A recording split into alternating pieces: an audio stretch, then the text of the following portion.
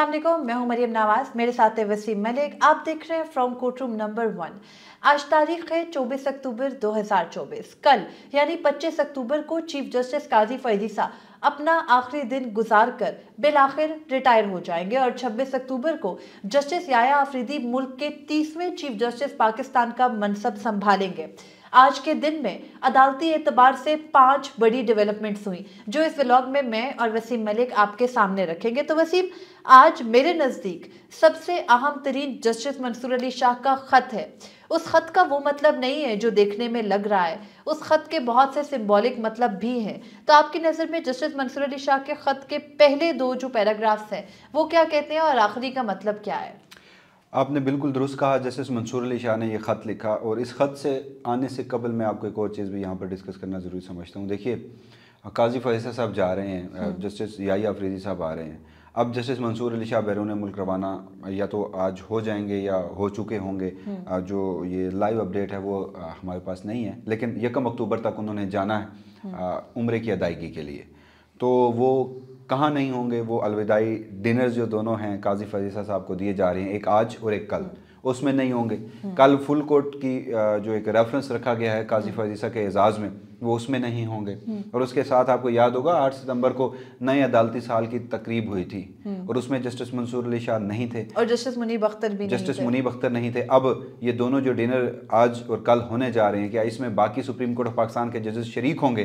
तो मेरी इतलात ये हैं कि तमाम जजेस शरीक उसमें भी नहीं होने जा रहे। जस्टिस मुनीब अख्तर भी नहीं होंगे, यानी कुछ जजेस होंगे जो उनके काजी फैज़ ईसा साहब के खासे करीब समझे जाने वाले हैं, या उनमें से चंद जजेस जो 8 जजेस जिन्होंने फैसला दिया था अक्सरियती, उनमें से भी 1-2 जजेस ज़रूर जा सकते हैं। मगर ये एक सुबकी का सामना तो है ना एक जाने वाले चीफ जस्टिस को। और इनफैक्ट आने वाले जो चीफ जस्टिस हैं याया अफरीदी, उनके ऊपर अभी से एक प्रेशर बन रहा है। तो आपने जिस खत का हवाला दिया वो आपने बिल्कुल दुरुस्त कहा। मामला ये था एक टैक्स मैटर का। जस्टिस मंसूर अली शाह, आपको याद होगा कि एक ब्रिज का किरदार अदा करते थे, एक आर्बिट्रेटर बने हुए थे जस्टिस बंदयाल और जस्टिस काजी फैज़ ईसा के दरमियान। तो जब जस्टिस बंदयाल का दौर था तो बहुत कोशिशों के बाद एक 3 रुकनी बेंच बना था जो कमरा अदालत नंबर 1 में बैठता था। उस बेंच में काजी फैज़ ईसा साहब को बिठाया गया था। मामला टैक्स का था और उस टैक्स मैटर में आयरानिकली ये भी हमने देखा था कि काजी फैज़ ईसा और जस्टिस बंदयाल एक ही फैसला दे रहे थे, जस्टिस मंसूर अली शाह फैसले से इख्तलाफ कर रहे थे। उस केस का रिव्यू अब आता है काजी फैज़ ईसा के सामने। गालबन ये प्रैक्टिस एंड प्रोसीजर तरमीमी ऑर्डिनेंस आने के बाद ये कमरा अदालत में केस लगा होता है। तो जो दरख्वास्त गुजार हैं वो कहते हैं कि चूंकि जस्टिस बंदयाल रिटायर हो चुके हैं मगर जस्टिस मंसूर अली शाह भी सुप्रीम कोर्ट में मौजूद हैं, इख्तलाफ किया था, लिहाजा उन्हें इस बेंच में शामिल किया जाए। काजी फैज़ ईसा साहब कमरा अदालत में बैठकर ऑर्डर डिक्टेट करा देते हैं और मामला एडजर्न कर देते हैं उनकी रिटायरमेंट से पहले तक और कहते हैं कि जस्टिस मंसूर अली शाह को बेंच में शामिल किया जाएगा।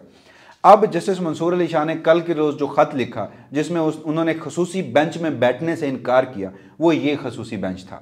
और जैसे आपने कहा कि जो ख़त का मतलब असल है वो नहीं लिया जा रहा, तो इस ख़त को मैं भी 2 डायमेंशंस में देखता हूँ। एक तो उन्होंने जाते जाते काजी फैज़ ईसा साहब को भी खरी खरी सुनाई है और उन्होंने आने वाले चीफ जस्टिस को भी तंबीह दी है, बहुत बड़ा मुतालबा सामने रखा है। उन्होंने अपने ख़त के मतन में कहा, लुबे लबाब में आपको उसका बता देता हूँ। उन्होंने कहा कि मैंने एक ख़त लिखा था आपको जो प्रैक्टिस एंड प्रोसीजर तरमीमी ऑर्डिनेंस में आया था 23 सितंबर को। उसके बाद उन्होंने कहा कि आल दो कि मैंने खत में ये कहा था कि आप इस खत को मिनट्स ऑफ द मीटिंग में रिप्रोड्यूस करें, लेकिन आपने मिनट्स ऑफ द मीटिंग जारी किए, खत रिप्रोड्यूस नहीं किया। साथ उन्होंने ये भी कहा कि उसमें मैं ये कह चुका हूं कि प्रैक्टिस एंड प्रोसीजर तरमीमी ऑर्डिनेंस को मैं नहीं मानता, उसकी लीगैलिटी को। जब तक ये मामला फुल कोर्ट में नहीं जाता तब तक फुल कोर्ट अपने रूल्स नहीं बना लेती।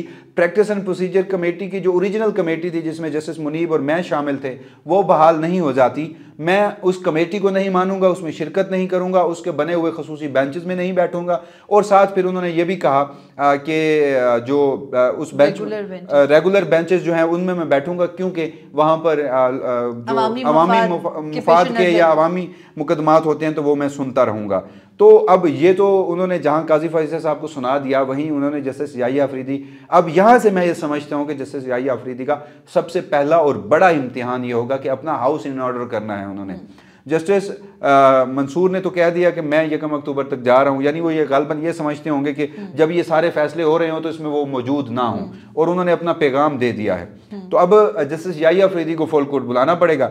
एक मरतबा फुल कोर्ट बैठ गया तो उसमें जस्टिस याया अफरीदी अगर गवर्नमेंट के साथ भी जाते हैं तो अक्सरियत जस्टिस मंसूर अली शाह की है फुल कोर्ट में। और उन जजेस ने बहुत सारे वो कहते हैं ना नमे कटे वो खोल लेने हैं। ऐसा ही है, क्योंकि बहुत कुछ है जो इस अरसे में होता रहा और जिस पर सुप्रीम कोर्ट के जजेस की राय इन हाउस नहीं ली गई। वसीम, मैं समझती हूँ सबसे ज़रूरी जस्टिस मंसूर अली शाह के इस खत का आखिरी पैराग्राफ है, जो कि पैराग्राफ नंबर 4 है। पहले 3 पैराग्राफ्स वो है जो वसीम ने आपके सामने रखे, जिनमें जस्टिस मंसूर अली शाह ने बाकायदा जस्टिस याया अफरीदी को ये कहकर इम्तिहान में डाल दिया है कि अगर आपने भी मुझे और जस्टिस मुनीब अख्तर को नहीं शामिल करना कमेटी में, और उस कानून को जो बनाया गया जिसको सुप्रीम कोर्ट ने अपहेल्ड किया, supreme court practice and procedure act को, अगर आपने उस पर अमल दरामद नहीं करना, इंतजामी सतह पर उसके रूल्स तय नहीं करने, लीगैलिटी को नहीं मानना, तो फिर मैं आपके बनाए गए खसूसी बेंचेस में भी नहीं बैठूंगा। पर खैर आगे जब जैसे जैसे हम आगे बढ़ेंगे तो ये मामलात बढ़ेंगे भी, क्योंकि आईनी बेंचेस बनने हैं। तो आखिरी पैराग्राफ के अंदर जस्टिस मंसूर अली शाह ये लिखते हैं कि जो उन्होंने आखिर में ये लिखा कि उनको याद आ गया एक, यानी पहले मैं अंग्रेजी में पढ़ देती हूँ कि वो कहते हैं, in the end I am reminded of a quote, a man for all seasons, where sir Thomas More says, I think that when statesmen forsake their own private conscience for the sake of public duties, they lead their country by a short route to chaos। यानी वो ये कह रहे हैं कि sir Thomas मोरे ने ये कहा था कि उनका एक ड्रामा था जो कि a man for all seasons था, जिसमें उनको मंसूब करके सर थॉमस मोरे का एक कोट है कि जब कोई स्टेट्समैन यानी अवाम का नुमाइंदा या अवामी फैसले करने वाला अपने ज़ाती यानी अपने प्राइवेट खलफशार या ज़मीर या राय को अपनी अवामी जिम्मेदारियों पर तरजीह या हावी कर दे, तो वो मुल्क मुख्तसर तरीन रास्ते से अफरा तफरी की जानिब बढ़ता है। एक सेकंड, जो मैं ये समझा हूँ, यानी जस्टिस मंसूर अली शाह कह रहे हैं कि काजी फैज़ी साहब का कोई ज़ाती अनाद था, कोई ज़ाती बोझ था, कोई खलफशार था जो उन्होंने अपने ऑफिशियल ड्यूटीज़ पर हावी कर लिया। तो ये जो गुज़श्ता 1 से 1.5 साल के अरसे में हम जिन चीज़ों को हाईलाइट कर रहे हैं कि जस्टिस काजी फैज़ी साहब उन्होंने फ़ौजी इस्टेब्लिशमेंट से लेकर वफाकी हुकूमत और इंटरम सेटअप इन सब की सहूलत कारी की, अदलिया की आज़ादी का मामला हो, इलेक्टोरेट का मामला हो, या उससे पहले बुनियादी इंसानी हकूक़ का मामला हो, तो मेरे ख्याल में तो जो बात हम कर रहे थे, Justice Mansoor Ali Shah senior puisne जज of Supreme Court of Pakistan, उन्होंने खुद इस बात की तौसीक कर दिया। बिल्कुल 2 सत्रों के अंदर उन्होंने ये कहा, और सबसे अहम आखिरी लाइन है जो वो थॉमस मोरे के कोर्ट के बाद खुद कह रहे हैं, जिसमें वो कहते हैं कि हम ताकत के नशे में अक्सर ये भूल जाते हैं कि इस मुल्क की आवाम हमारे आमाल या इक़दामात देख रही है, और ये कि तारीख कभी माफ़ नहीं करती।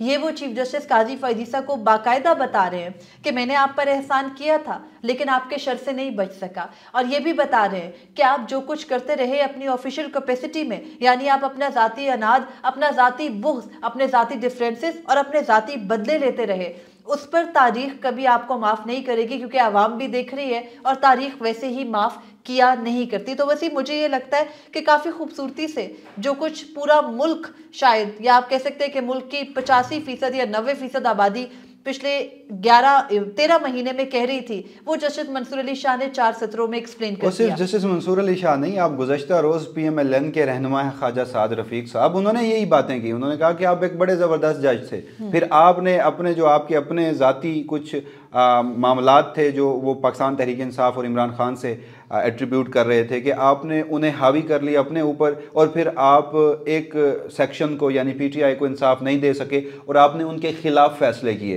तो अभी ये सब कह रहे हैं, अब PMLN भी कह रही है। गुज़िश्ता रोज एक जूनियर जज है, मतलब चीफ जस्टिस काजी फैज़ी से तो जस्टिस हसन नज़र रिजवी ने जिस तरह से चीफ जस्टिस काजी फैज़ी को अखलाकियात का दर्स दिया, मुझे लगता है कि चीफ जस्टिस काजी फैज़ी के लिए वो डोज काफ़ी है जाते जाते, कि आपका एक जज आपको सिखा रहे कि आपने क्या क्या 2 दिन कंटिन्यूसली हुआ ना। सबसे पहले जस्टिस हसन नज़र रिजवी ने वो नैब तरमीम केस में अपना इजाफी नोट लिखा, और फिर जस्टिस मंसूर अली शाह का ये ख़त है। हसन नज़र रिजवी साहब के नोट के ऊपर आते हैं, मगर मुझे ये बताएं, देखें वो जो उनका आखिरी पैराग्राफ है वो उसकी सिंबॉलिकली बहुत अहमियत है। ये सर थॉमस मोरे कौन है जिन्हें जस्टिस मंसूर अली शाह ने एट्रीब्यूट किया? मुझे आपकी गुफ्तगू से इस बात का तो इतराक हो गया कि a man of all seasons गालबन एक हिस्टोरिकल ड्रामा है या कोई किताब भी है, मगर उसमें ये जो करैक्टर है सर थॉमस मोरे, ये कौन है? देखिए, सर थॉमस मोरे एक लॉयर भी थे, एक जज भी थे, एक स्टेट्समैन थे, यानी एक पॉलिटिशियन भी रहे, और ये थी 15वीं और 16वीं सदी। और उस वक्त के जो हाकिम थे, उस वक्त के जो बादशाह थे हेनरी 8 यानी 1535 में, उन्होंने सर थॉमस मोरे को इस वजह से उनका सर कलम करने का कह दिया था का हुक्म दिया था और फिर उनका सर कलम भी कर दिया गया था।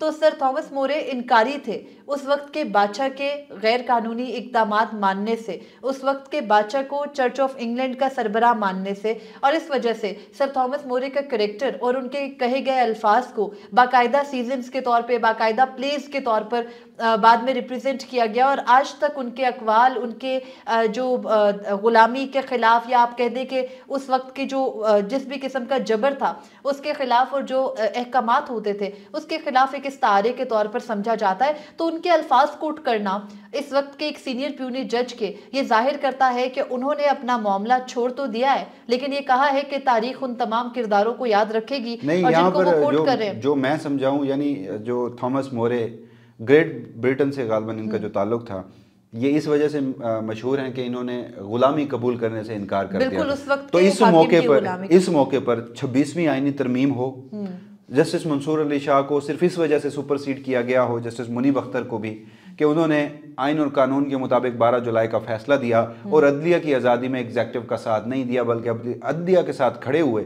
तो ऐसे टाइम स्पैन में जस्टिस मंसूर अली शाह का, थॉमस मोरे का ये कोर्ट के जिसका लुबे लबाब यही है कि गुलामी कबूल नहीं करनी, जस्टिस मंसूर अली शाह, तो ये इटसेल्फ अपने आप में एक तो सवालात भी खड़े कर रहा है कि पाकिस्तान की जुडिशरी का मुस्तकबिल क्या होगा, और ये भी कह रहा है कि जस्टिस मंसूर अली शाह साहब इस वक्त क्या समझते हैं। बिल्कुल, आगे बढ़ते हैं वसीम। ये तो हो गया सुप्रीम कोर्ट ऑफ पाकिस्तान की पहली डेवलपमेंट हमने शेयर कर दी। आज के दिन में बहुत कुछ हुआ। बुशरा बीबी की रिहाई, आपको लगता है कि ये चीफ जस्टिस काजी फैज़ ईसा के दो डेवलपमेंट्स है, बुशरा बीबी की रिहाई और इमरान खान से अचानक जिस तरह का स्टैंड जस्टिस सरदार इसहाक ने लिया, एजाज इसहाक ने आज लिया, उसके बाद बुशरा बीबी की रिहाई और इमरान खान से मुलाकात इतने कम दुरानिये में, जो कि पिछले 18 दिन से रोकी हुई थी, हर तरह से सारी साइडों से अदालतें बंद थी, ये क्या चीफ जस्टिस के बदलाव से इसका ताल्लुक है? उसकी वजह मैं आपको बताता हूँ। ये तो इस बात में कोई दो राय है नहीं कि जस्टिस काजी फैज़ ईसा के जाने से जो इस मुल्क की हाई कोर्ट्स इंडिपेंडेंटली एक्ट करेंगी, वो जजेस जो आइन और कानून के मुताबिक फैसला करना चाहते थे, मगर वो फैसले या तो हाई कोर्ट्स में बैठ कर ही काजी फैज़ ईसा जूनियर, मैं उनको नाम दूंगा, कि वो अंडू कर देते थे, स्टेज दे के बैठ जाते थे, या वो फैसले जो हैं वो सुप्रीम कोर्ट ऑफ पाकिस्तान में जाते थे और काजी फैज़ ईसा साहब पहले दिन ही उसके ऊपर स्टे दे देते थे, पहले दिन ही वफाकी हुकूमत के हक में फैसले दे देते थे। तो काजी फैज़ ईसा साहब जा रहे हैं, जस्टिस याहिया अफरीदी जिस कैपेसिटी में भी आए हैं, उनके आने से हाई कोर्ट्स जो हैं वो इंडिपेंडेंटली इकदाम करेंगी, फैसले देंगी, और ये आपको अगले आने वाले दिनों में बड़ी शिद्दत से नजर आ रहा होगा। तो अब हाई कोर्ट्स के हवाले से भी जो आईनी तरमीम में ये सारा किस्सा है, वो मैं ये चाहता हूं कि हम एक वीडियो उसके ऊपर पूरी अलग से करें और उसमें ये सारी चीजें फिर डिस्कस कर लेंगे। लेकिन आपके इस बात को जो आपने कहा कि हाई कोर्ट से इंडिपेंडेंटली एक्ट कर रही होंगी, ये कोई हवा में बात नहीं है, उसके पीछे वजह है। जस्टिस याहिया अफरीदी ने जब 6 जजेस, इन्हीं इस्लामाबाद हाई कोर्ट के 6 जजेस के खत पर खुद नोटिस से खुद को अलग किया था, तो एक नोट तहरीर किया था और उस नोट में उन्होंने कहा था कि हाई कोर्ट्स को अपना काम इंडिपेंडेंटली करना चाहिए, सुप्रीम कोर्ट को उनकी वर्किंग में मदाखलत नहीं करनी चाहिए। तो वो एक गो अहेड भी था कि हाई कोर्ट्स अपनी सतह पर इन हाउस जो भी करे वो कर सकती हैं। खैर, एक और डेवलपमेंट ये भी है कि इमरान खान से उनके वकला की मुलाकात हुई है, तो आज इमरान खान ने क्या कहा ब्रीफली? अच्छा देखिए, उनके वकला की जो उनसे मुलाकात हुई तो उसमें तो यही कहा गया कि इमरान खान ने सबसे पहले अपने वर्कर्स का पूछा। इमरान खान को जब ये बताया गया जो उनके वर्कर्स हैं वो थोड़ा उनका मोरल डाउन है, तो इमरान खान ने उन्हें तंबीह की, जो लोग बाहर आकर बता रहे हैं। फैसल चौधरी एडवोकेट साहब जो आज वहाँ पर मौजूद थे, शुएब शाहीन साहब भी मौजूद थे, तो उनके मुताबिक तो इमरान खान ने कहा कि अपने वर्कर्स को अकेला नहीं छोड़ना, वर्कर्स का बात माननी है और साथ भी चलना है। फिर उन्हें जब बताया गया कि बुशरा बीबी जो है रिहा हो चुकी हैं, तो उससे कहा गया कि इमरान खान बड़े खुश हुए हैं। साथ ये भी बताया गया कि इमरान खान जो है वो अपने वकील जो अभी तक बाजियाब नहीं हुए, इंतजार पंजोथा, उनकी खबर से बड़े दिल बर्दाश्ता भी हुए। इमरान खान साहब के हुलिये के बारे में बताया गया, सेहत उनकी ठीक थी लेकिन दाढ़ी बड़ी हुई थी, एक्सरसाइज करने की इजाजत नहीं जाती, उनके सेल में बिजली नहीं है, उन्हें कैद तनाई में रखा गया, इस वक्त में की जा रही है। एग्जैक्टली की जा रही है। अच्छा, इस सारे मामले में मुझे ये बताएं, सुप्रीम कोर्ट में और भी कुछ बड़ी बड़ी डेवलपमेंट्स हैं, मेरे ख्याल में हम वो डिस्कस कर लेते हैं जल्दी, और फिर हम आते हैं जस्टिस हसन नज़र रिजवी के नोट के ऊपर। अब आज के रोज़ भी एक डिनर रखा गया है सुप्रीम कोर्ट ऑफ पाकिस्तान में, वो सुप्रीम कोर्ट बार एसोसिएशन की जानिब से रखा गया। वो भी मैं ये समझता हूँ कि ऑब्वियस है कि मीडिया को बाकायदा तौर पर इन्वाइट वहाँ पर भी नहीं किया गया, लेकिन खबरें बाहर आ जाएंगी कि कौन से जज उसमें शरीक हुए हैं और बॉडी लैंग्वेज क्या थी। और फिर कल एक फुल कोर्ट रेफरेंस है दिन 10:30 बजे, उसमें ये कहा गया कि जो खिताब है वो काजी फैज़ ईसा साहब करेंगे, नामजद चीफ जस्टिस याहिया अफरीदी करेंगे, साथ साथ ये भी कहा गया कि पाकिस्तान बार कौंसिल और सुप्रीम कोर्ट बार, जो एक रिवायत चली आ रही है, वो उनका खिताब होगा और उसके बाद वो तमाम जजेस को लेकर बाहर आएंगे बुनियादी इंसानी हकूक के मोनूमेंट कहें या मकबरा कहें, मकबरे पर, और उसका इफ्तिताह किया जाएगा। उसका इफ्तिताह किया जाएगा। आज मैं वहाँ गया तो मुझे पूरे बुनियादी इंसानी हकूक ही नहीं मिले, यानी काजी फैज़ साहब उनको दाद देनी पड़ेगी। आपको पूरे बुनियादी इंसानी हकूक लिखे हुए भी नहीं मिले। मैं दाद दूंगा। हम चाहेंगे कि FCR की एक वीडियो हम वहां से आउटडोर भी करेंगे, पूरी कोशिश होगी और अल्लाह करे कि हम ये कल ही कर सकें, पूरी कोशिश होगी। मगर वहां पर देखिए कि मैंने जो बुनियादी इंसानी हकूक पढ़े, हक के जिंदगी, मुनसिफाना समात का हक, तिजारत का हक, बोलने का हक, चादर चार दीवारी का तहफ़्फ़ुज़, आज़ादी इज़हार राय, मालूमात तक रसाई का हक, तो वहां जाके हमें बताना पड़ेगा लोगों को, वो लिखे जो उन्होंने वायलेट किए। मैं जब पढ़ रहा था तो वहां मैं समझ रहा था कि यार एक शख्स, मतलब क्या चीज़ है वो। बड़ी माजरत के साथ वो ऑनरेबल सुप्रीम कोर्ट के जज के मनसब पर विराजमान रहे हैं, लेकिन वो अपनी इंडिविजुअल कैपेसिटी में क्या चीज़ है कि पूरी दुनिया को पता है यार, इंटरनेशनल ऑर्गेनाइजेशन से लेकर, यूरोपीय यूनियन से लेकर, अमेरिकन ऑर्गेनाइजेशन से लेकर, UNHCR ने लिखा है कि आपके 26वीं आईनी तरमीम और आपके मुल्क में चलने वाली चीज़ें गैर कानूनी बुनियादी हकूक से की पूरी दुनिया चीख रही है, लेकिन वो शख्स सेटिस्फाइड है और वो कल आकर अपनी विक्ट्री गर्दानेगा जब बुनियादी इंसानी हकूक के एग्जैक्टली। अब खैर उस पर ज़्यादा नहीं बोलते। कल के रोज़ शाम में फिर सुप्रीम कोर्ट ऑफ पाकिस्तान की जानिब से नामजद चीफ जस्टिस याहिया अफरीदी की जानिब से डिनर का इनेकाद किया गया है। मुझे एक बात बताइए, काजी फैज़ साहब ने तो अटॉर्नी जनरल को एक लिखे गए रजिस्ट्रार ऑफिस के खत में 4 सतरें ये लिख दी थी कि जो पब्लिक मनी है, टैक्स पेयर के पैसे हैं, उनसे मैं डिनर नहीं लूंगा, लिहाजा मैंने सुप्रीम कोर्ट के डिनर को इनकार कर दिया है, बार एसोसिएशन के डिनर को तस्लीम कर लिया। हमने उस दिन भी बात की थी कि बार एसोसिएशन को भी फंड्स रियासत पाकिस्तान दे रही है, हुकूमत पाकिस्तान दे रही है। तो यानी वो कहते हैं ना कि गोश्त हलाल है, शोरबा गोश्त हराम है, शोरबा हलाल है। तो अब इतलात ये हैं कि वो दोबारा डिनर नामजद चीफ जस्टिस दे रहे हैं, तो काजी फैज़ साहब ने उसे लेने पे आमादगी जाहिर की है। लेकिन वसीम, 2 मिलियन रुपए का कहा जा रहा है कि वो 2 मिलियन का डिनर जजेस अपनी जेब से दे रहे हैं। तो आपको नहीं लगता गुज़िश्ता रोज जस्टिस याहिया अफरीदी जब सब जजेस के चैम्बर्स में जा रहे थे तो हो सकता है सब पैसे इकट्ठे कर रहे हो कि चीफ जस्टिस और कहा गया हो जैसे दोस्त बाहर खाने पे जाते हैं तो वो कहते हैं कि अमेरिकन सिस्टम है, तो सब मिलकर, तो उन्होंने कहा जैसे जमाल खान मंदोखेल साहब आपके हिस्से में 3 लाख आते हैं, अमीनुद्दीन खान साहब आप काजी साहब से ज्यादा करीब रहे हैं, आप ऐसा करें 4 लाख रुपए दे दें। और जस्टिस जो बड़े मोअज़्ज़ज़ जजेस हैं, उन्हें लाइटर नोट हम ये बात कर रहे हैं, जस्टिस जो दीगर जो बलूचिस्तान हाई कोर्ट से नईम अख्तर अगवान थे, उन्हें कहा गया हो कि यार देखें काजी साहब ने ना रूल्स को वायलेट करके ना जो जुडिशल कमीशन पाकिस्तान आपको लेकर आप 5 लाख रुपए दे दें। तो मैं अभी भी इस बात को बाय करने को तैयार नहीं हूँ। सुप्रीम कोर्ट ऑफ पाकिस्तान की जानिब से डिनर का इनेकाद किया जा रहा है। वजह उस वक्त ये थी तब किसी ने इनवाइट नहीं किया था, नामजद चीफ जस्टिस डिनर देते थे, गैर मामूली सूरत हाल थी, बन रहे थे और कह रहे थे कि किफ़ायत शारी में दिखा रहा हूँ, और वो किफ़ायत शारी हमने आपके सामने बयान कर दी है कि प्रैक्टिकली कितनी पॉसिबल है। वसीम, आज ही के दिन लॉ मिनिस्ट्री की जानिब से एक क्लैरिफिकेशन भी सामने आई 26वीं आईनी तरमीम पर। वो कहते हैं कि आईनी बेंच, क्योंकि आपको पता है वो अंसार अब्बासी साहब की खबर लगी जंग में, तो क्लैरिफिकेशन तो आना ज़रूरी थी कि भाई नहीं, आईनी बेंच जो है वो बिल्कुल बन सकता है, हम बैठ कर बना सकते हैं, कोई जज नहीं है या कोई अदम हाजिरी है किसी की तो फ़र्क नहीं पड़ता। तो आपको लगता है ये 26वीं आईनी तरमीम पर जो लॉ मिनिस्ट्री है उसकी पहली क्लैरिफिकेशन है? मुझे तो लगता है कि आज से वो क्लैरिफिकेशन का सिलसिला शुरू हो गया है। जितनी गलतियाँ इस 26वीं आईनी तरमीम में हैं, हर गुजरते दिन के साथ वो या तो 27वीं आईनी तरमीम की तरफ बढ़ेंगे या फिर क्लैरिफिकेशंस देते रहेंगे। मेरी बड़ी इंडिपेंडेंट वकला से बात हुई है जो किसी बार पॉलिटिक्स में भी नहीं है, जो किसी सियासी जमात से भी ताल्लुक़ नहीं रखते। चलें, हम तो अभी ये चीज़ें पढ़ते हैं, समझते हैं, हम कोई लॉ के स्टूडेंट नहीं है, कोई प्रैक्टिसिंग लॉयर नहीं है, लेकिन कोर्ट को कवर कर रहे होते हैं तो चीज़ों का इदराक होता है। जहाँ फंसते हैं तो हम भी वकीलों से रहनुमाई लेते हैं। तो एक वकील साहब हैं, उनका कहना था कि आप ज़रा 6 महीने गुजरने दीजिए। उन्होंने 2 नाम लिए। उन्होंने कहा ये जो आला दिमाग बैठे हैं ना, इन बेवकूफ़ों को पता नहीं है कि इन्होंने उसे फ्रेम किस तरह से किया इन आईनी तरमीम को। ये देखें ना, ड्राफ्ट अभी भी हमारे सामने पड़ा है, इसको ड्राफ्टिंग ही इसकी बेहतर कर लेते, किसी ऐसे इंसान से जिसे ड्राफ्टिंग आती थी उसे कर लेते। आपको ये पता चलेगा कि ये हमारे attorney general of Pakistan Mansoor Usman Awan साहब जो हैं, ये उनकी ड्राफ्टिंग है, ये आजम नज़ीर तारड़ साहब की ड्राफ्टिंग है, और इस ड्राफ्टिंग में ना तो फुल स्टॉप ना कॉमा 187 की प्रोवाइजो जो है वो पेस्ट की गई है 183 में, जुडिशल कमीशन ऑफ पाकिस्तान की साख्त बना दी गई है और उसमें जो पहले दिन बता दिया गया कि जब वो बैठेगा तो उसमें कौन शामिल होगा, जो सीनियर तरीन जज जिसको पहले ही दिन नॉमिनेट करना, उसी पर क्लैरिफिकेशन आई है वसीम।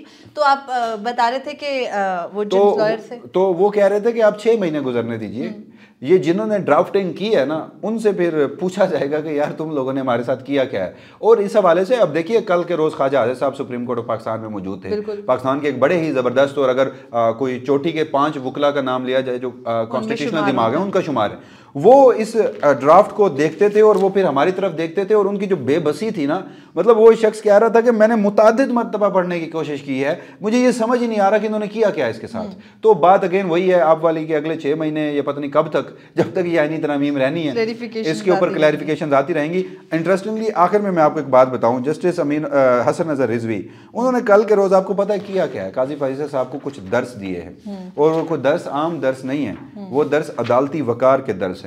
वो जो दर्स दिए गए हैं वो इखलाकियात के और तहजीब के दायरे में रहने के दर्स हैं। वजह ये थी कि काजी देर नहीं कर दी जस्टिस हसन नजर रिजवी ने दर्स देने में। अच्छा देखिए, अब तो वो बिल्कुल ही आजाद है, तो चीफ जस्टिस काजी फैजी साहब उनको दर्स देने का क्या आपको याद होगा कि माजी में गालबन जब जस्टिस मंसूर अली शाह ने ये काम किया था जस्टिस साकिब निसार के साथ, आखिरी दिन उनको इखलाकियात बताई थी एक इजाफी नोट की सूरत में। तो अब हमारे यहाँ ना तारीख बार बार खुद को दोहराती है और बहुत जल्दी दोहराती है। आज हम जस्टिस मंसूर अली शाह, क्योंकि वो विक्टिम है सबके, उन्होंने 12 जुलाई का फैसला दिया, या अदलिया की आज़ादी के साथ खड़े हुए, तो फिर उनके खिलाफ आईनी तरमीम लाई गई, तो हम उनके हक में बात कर रहे हैं, जो कि हम ये समझते हैं कि वो दुरुस्त हैं। जहाँ पर उनकी गलतियाँ कोताहियाँ थी हमने उसकी निशानदही भी की।